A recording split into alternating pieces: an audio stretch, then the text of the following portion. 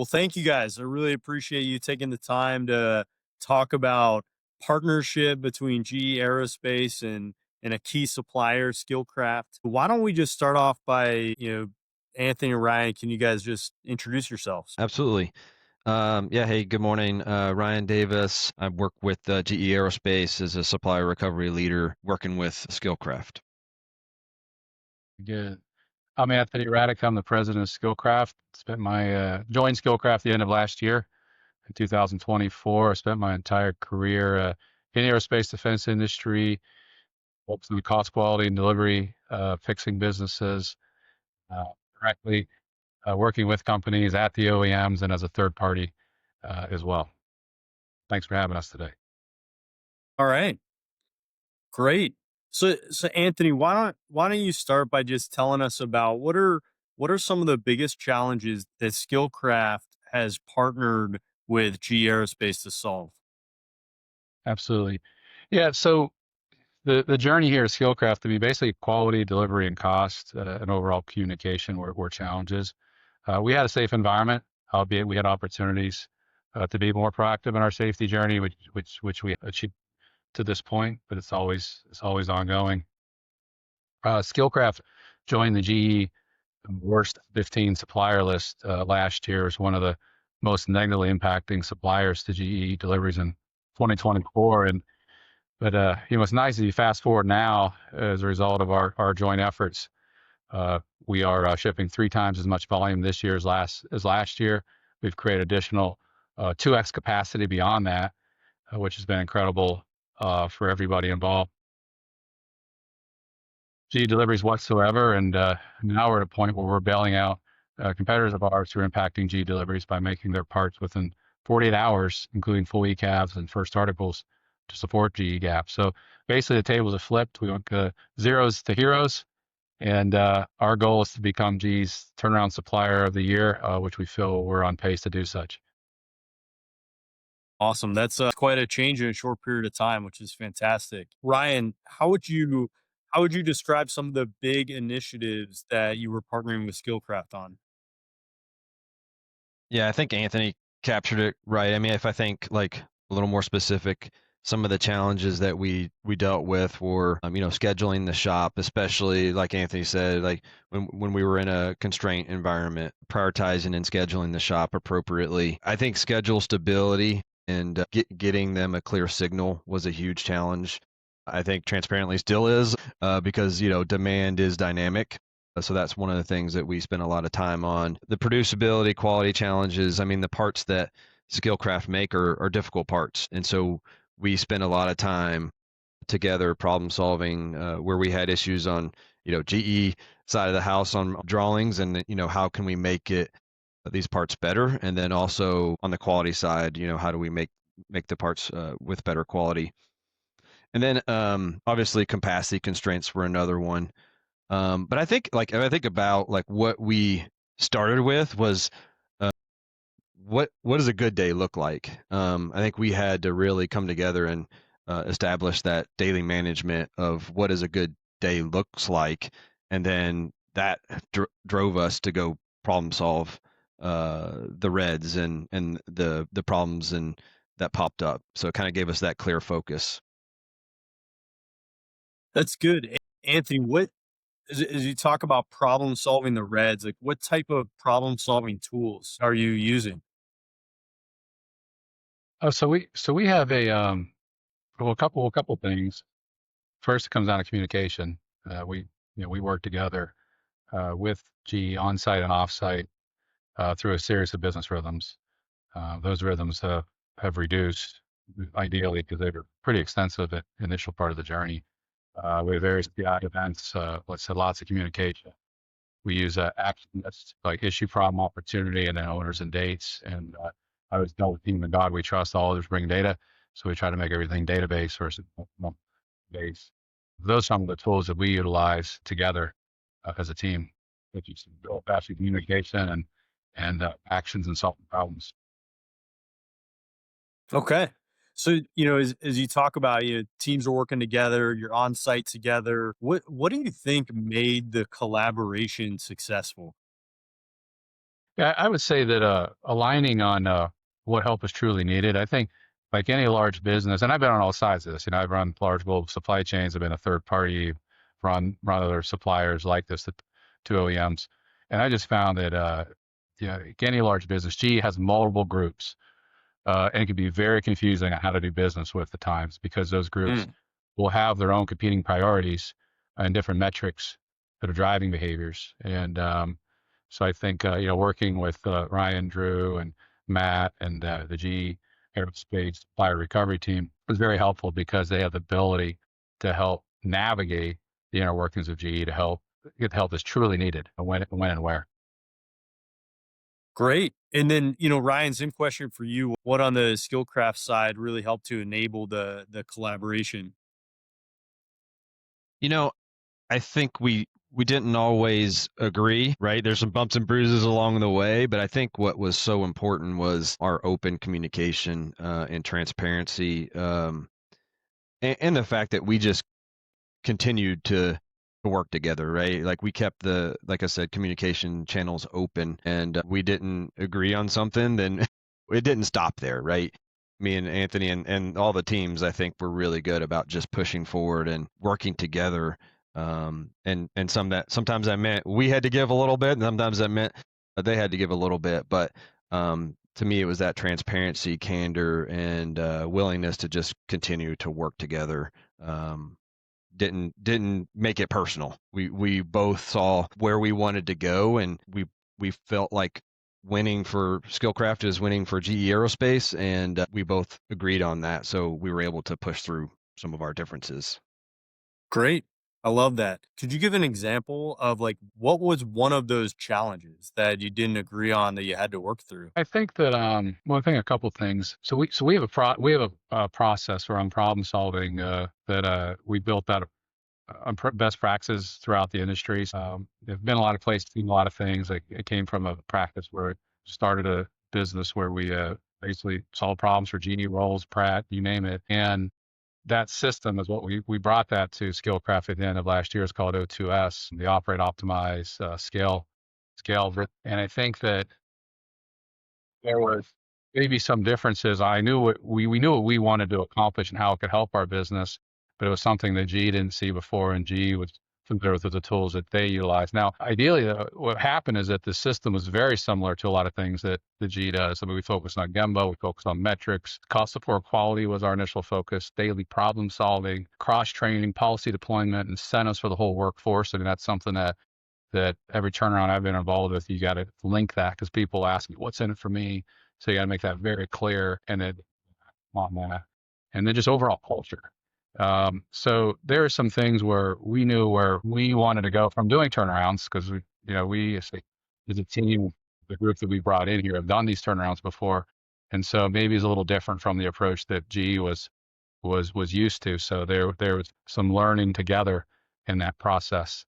And because initially it comes to a trust me, but then you only build the trust through actions and results. And so I say there were some things maybe like at the beginning in terms of like maybe access, floor access, data, how we're going about it, Gemba, how we're going to structure it.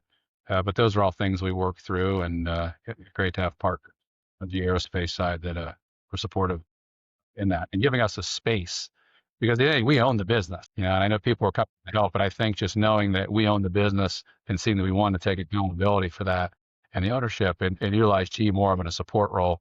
Because I think that sometimes people get in these situations and they expect G Aerospace or somebody somewhere just, hey, go, take it over for me. And that's really not how it should work.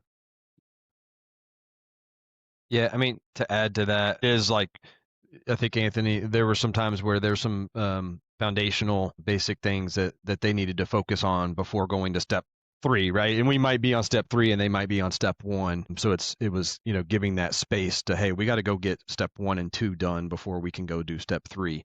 Step three won't be effective without 1 and 2 that we had to obviously collaborate on.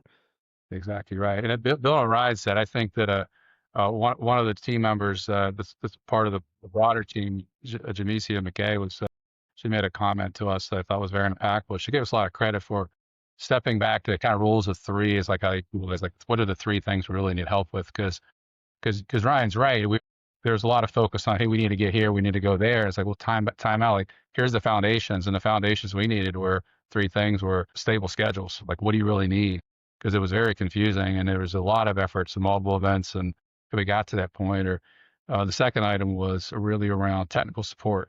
Because as Ryan mentioned, we have a lot of difficult parts. I mean, 80% of what we're doing is 100 pieces or less in a year. So a lot of low volume, high mix type of work. So a lot of specialty type of items, that the difficult things that maybe nobody else wanted to do. So there's a lot of technical support needed. And the third thing was just a balanced order book, and just helping balance out our portfolio. So you had your higher runner parts so you could get the absorption out of it, that made you a healthier business across the board. So yeah, I think Ryan's 100% right. It just comes down to breaking it down to the basics and then just focusing on that. And that's what's really enabled the turnaround for us. It seems like, and I love listening to you guys talk. It just seems like there's very fundamental. How do we get aligned? How do we get our businesses aligned? How are we looking at the right information together? And as you talked about, Ryan, are we moving at the right speed? And how do we make sure that we're in lockstep so that we have that transparency between the two of us on what's going on and we're solving the same problem, not trying to solve different problems? I also really liked how both of you had talked about going to the Gemba. Can you guys talk about what that looked like? Like Ryan, let's start with you. When you were at Skillcraft, what did that mean to be at the Gemba? Yeah, I mean, I think that's that's where the magic happens. You kind of asked, how did our teams collaborate? The Skillcraft team was phenomenal, and welcoming in us to the team. And then what I saw too is the overwhelming kindness from the team to make us as part of it, right? Part of the problem solving. Um, you know, the team allowed us to join in and see what was happening, and be a part of the problem solving. I think there was one point in time when the Skillcraft leadership, I don't remember, Anthony, if it was you or someone else, but it was like, hey, we need folks to pick up the shovel and jump in with us. So that's what we did. And I'm not saying we were always good at that, transparently. Sometimes we got in the way, but we really, that was what we were trying to do, right? Was be support that was actually helpful, not support that was in the way. And I think when you go to Gemba and you build those relationships with the people and you see what's actually happening, you can really, that's where the magic happens. That's where the problem solving gets done, in my opinion. Anthony, what was the support that was helpful instead of the support that got in the way? What did that look like for you? I would say giving us space when we needed space. The analogy I gave to the team is, you're living at home with mom and dad and you want to go out on your own at some point, and so giving us the space when we needed the space to do that. It goes back to focusing on the three things that we really needed help with as well, and trying to make the noise. And one of my, I'm a lead practitioner. Thankfully, I was Shingo Jiu-Jitsu trained when I was back at co-op about almost 25, 30 years ago. Everything I look at is lean, and it's a value, or or it's Muda, so to speak. But I think this is the help we really need. The biggest thing for that. And the biggest, it came about what you mentioned at the beginning, is really schedule stability.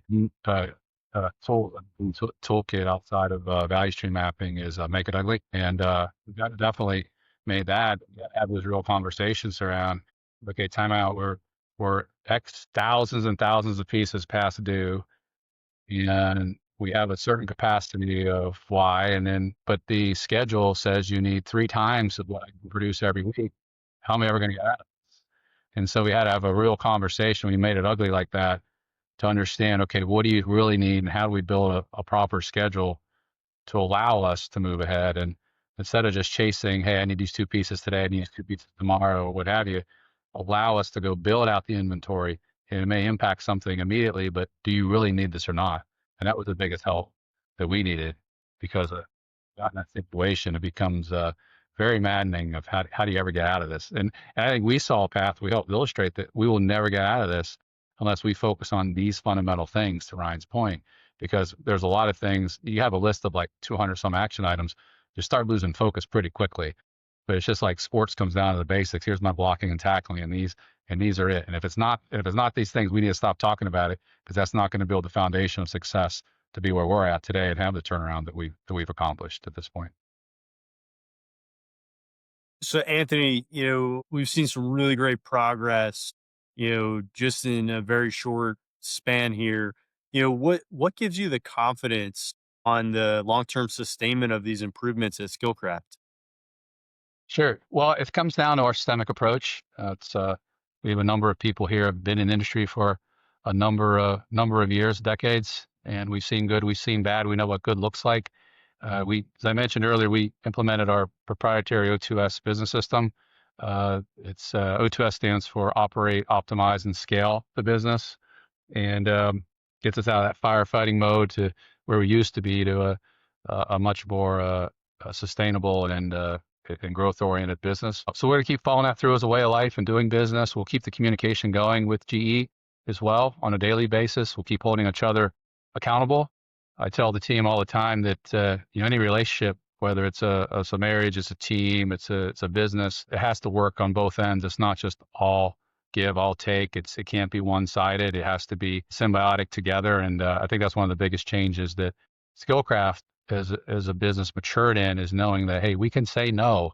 Okay, we can collaborate, back with our customers, because if we just say yes all the time, we're actually not doing customers such as GE Aerospace a service, because you got to set realistic expectations of what can be achieved and what help you need at the end of the day. So in summary, I'm very confident, just because of the O2S system we have in place, the relationship that we have with GE Aerospace, the communication.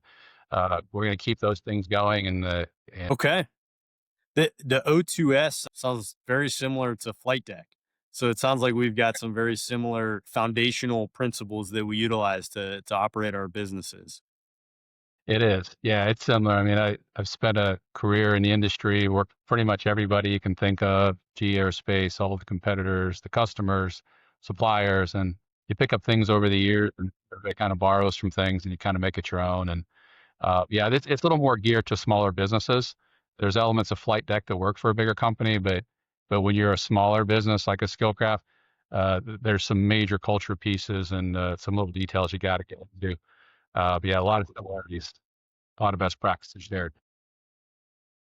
Can I add to that as well? Yeah, yeah, please. I think for me, on like confidence for sustainment, Anthony touched on it, but it's culture. Like, the culture has changed, and I think one of the things I've been so impressed with Skillcraft is like how fast they have changed. Um, and that's really, to me, that's why I'm confident in their sustainment and where they're going. And a lot of that goes into, we already talked also about the fundamentals and foundations that are in place, the processes. But to me, that's where, like, when you walk in the shop, not only the shop looks different and great, but it's also, you see the processes, you see the culture that the shop is taken on. And that, to me, that's where sustainment's at. So I just wanted to throw that in there. Great. Brian, what recommendations would you give to your GE Aerospace colleagues about successful partnerships with suppliers? Man, I could say a lot. I think one of the most important things to me is respect for people. And I think that goes with, obviously, all the GE Aerospace teams that are involved, but the supplier teams that you're working with as well. In our situation, it's a high stress environment. We're in a critical situation. We're trying to deliver.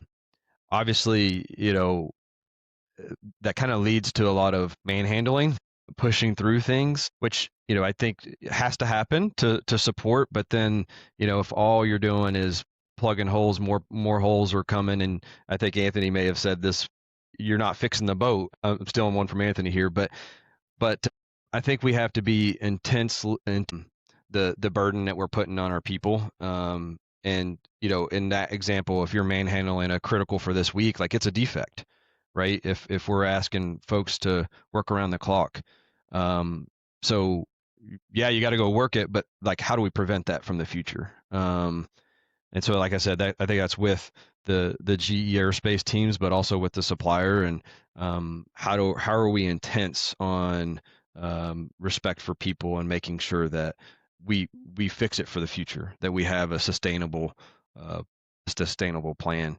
And I think the other thing too that Anthony said is like it's a win, like it needs to be a win-win for both, right? Like it is, like it has to be a partnership, and it has to be something that works for both. If Skillcraft wins, GE Aerospace wins. And so we have to make it that way. And if it's not, right, if there's an imbalance, we need to work together to resolve that. So those are I think the two big ones that I see as advice. Okay, great. Anthony, what advice would you give to suppliers who are just getting started on their problem solving journey?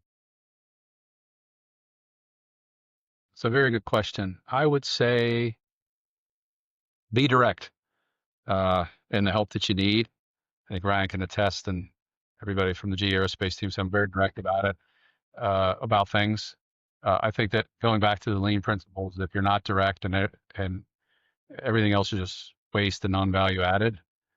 Uh, the other term I tell the team is no one's coming to save you. You must own it. And so even if Aerospace is coming in, or if any OEM, uh, yeah, you got to own it. And if you are in a turnaround situation as a supplier, GE is not going to be the one that's going to ultimately turn your business around for you. They'll help you support the turnaround. And I say turnaround, I mean, turnaround can take many forms. So as a lean practitioner, I feel like every business can benefit from continuous improvement. And so I always feel there's something that you can do to improve the safety, the quality, the delivery, the cost of the business. But if you don't have the ability to do those type of things within your four walls, then you'd be best suited to secure people that do have that true turnaround or that CI or that lean experience. There's a couple good people out there. It's a very hard set to come across. I don't know Larry directly. I know people around him. I have a lot of respect for what he's done with GE Aerospace, the company as a whole. But I know that where he comes from, Danaher, and a lot of folks that I know, a lot of friends of mine that are turnaround folks, they're steeped in the Danaher business model. The companies like PCC, I know that Goodrich, where I came from, one of the companies that's now Raytheon. There's just some really good companies out there that really taught you how to run a business and root themselves into lean disciplines. And so if you don't have that, you can't fake it. You can't stay at a Holiday Inn Express, and learn it overnight. For reference that old commercial for those that understand the reference. Um, they are out there, and I'm happy to support the supply base. I know a lot of the suppliers. I've been in a lot of the shops within the supply base. GE's brought me in years ago. I helped train GE folks and train suppliers and fix things. So I'm happy to help you. Feel free to call me, look me up, LinkedIn, shoot me a text, 513-512-9043. I'll even give you my mobile number. But yeah, happy to help the whole ecosystem. But as in general, yeah, best advice is just be direct in the help that you need. And if you don't have the capability, then bring it in. There's people out there who can help you. But the OEM is not going to save you. You own it. That they're a resource. Get to what you need.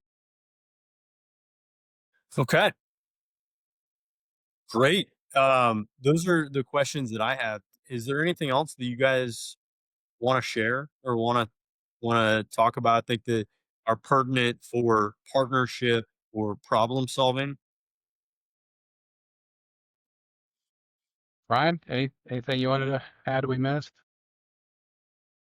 Maybe one thing to add is obviously like I know I've said this to Anthony and Skillcraft team, but like really appreciate the collaboration and work together. I mean it's been challenging at times, but like I said, our collaboration was successful because we kept we kept talking, we kept working through it. We refused to lose in a sense, right? We continued to partnership through disagreements and through challenges, and I think it's just really exciting to see where the Skillcraft team is, and I'm excited to see where they go because it's transformed shop. It's really impressive, and so I'm excited to see that. So I just say thanks to you, Anthony and team. I'm really proud of the work you guys did, and excited to see where you guys go.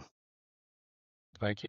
Yeah, I would we appreciate Ryan and all the work that he did and others along the way. Drew, yourself, Matt Kushler, has been great. Jamesia was with us for a while, and then she's moved on to other groups. But even I would say the broader network, the commodity teams and the constant communication, the Jen Carltons, the Cecilias, the Ethans, even the Dan Waas in the assembly, and the Phil Wicklers, and so it takes a village type of approach, and I think, and there's obviously a number of people I've probably forgot, but Akil, you mean you name it, I could go on and on about folks, but it's just been very helpful to help connect the dots and communicate what's going on because it's such a big company. It's hard for us to do that, and thankfully we have a network of folks we've worked with for decades has helped us be successful. But you can't always do that, and having the GE Aerospace Supplier Recovery Team and folks like Ryan be your advocate for that has been a godsend. And I think that's probably the biggest thing I would stress to suppliers because I said all sides of this since well, I really want the help, accept the help, manage it to what the help specifically that you need. But the advocacy, I think that the GE Aerospace Supplier Recovery Team provided for us was really invaluable because Ryan didn't know everything on how to solve it, but he knew who to talk to and to present it as to what's in it for me with the greater good to help us recover. Like I said, we owned it, but there's things that you need help from others. You need that network. Just like in any company, you got to figure out how to network and who can help you. It's the same thing as a supplier. And those that understand that are successful working with the OEMs to those that don't, and maybe work with one person and not realizing that it takes us a group of people, that's the biggest difference. Okay. Awesome. Lot of great themes on respect for people, on partnership, on aligning, on the critical items together. It's more than just a couple people. It takes the whole team. And I love the discussion around culture and people. So guys, thank you so much. It's been fun for me to watch, the progress at Skillcraft and watch the G Aerospace and Skillcraft teams work through some really big challenges together. So thanks for your time. Thanks for your partnership. And we'll talk again soon. All right. Thanks, Thank you. Drew. Thanks, Anthony. You're welcome. Thanks, guys.